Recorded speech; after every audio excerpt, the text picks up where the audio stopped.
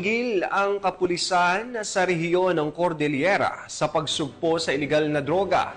Kaya naman sa nagpapatuloy na marijuana eradication sa naturang lugar, matagumpay na sinira ng mga otoridad ang tinatayang 1.2 milyong pisong halaga ng fully grown marijuana plants sa Tinglayan, Kalinga.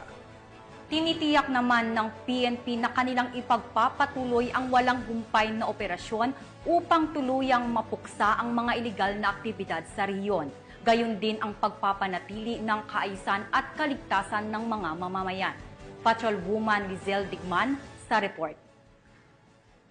Resulta ng mas pinaigting na kampanya ng Police Regional Office Cordillera Administrative Region laban sa pagtatanim at pagbebenta ng marijuana na diskubre at sinira ang tinatayang 1,200,000 na halaga ng fully grown marijuana plants sa Tinglayan, Kalinga nito lamang ika-28 ng Hunyo taong kasalukuyan. Ang matagumpay na operasyon ay ikinasa ng 1st Kalinga Provincial Mobile Force Company, Tinglayan Municipal Police Station, Provincial Drug Enforcement Unit ng Kalinga Police Provincial Office at ng Philippine Drug Enforcement Agency, Kalinga. Ang operasyon ay nagresulta sa pagkatuklas ng isang plantasyon ng marijuana na may tinatayang lawak na 600 square meters at may nakatanim na 6,000 na piraso ng fully grown marijuana plants na nagkakahalaga ng tinatayang 1,200,000 pesos standard drug price. Bagamat walang nahuling cultivators, agad na binunot at sinunog ng mga operatiba ang lahat ng marijuana pagkatapos ng kaukulang dokumentasyon. Ang matagumpay na operasyong ito ay nagtatampok sa patuloy na pangako ng mga ahensya ng kapulisan na labanan ang mga iligal na aktibidad ng droga sa rehiyon Cordillera.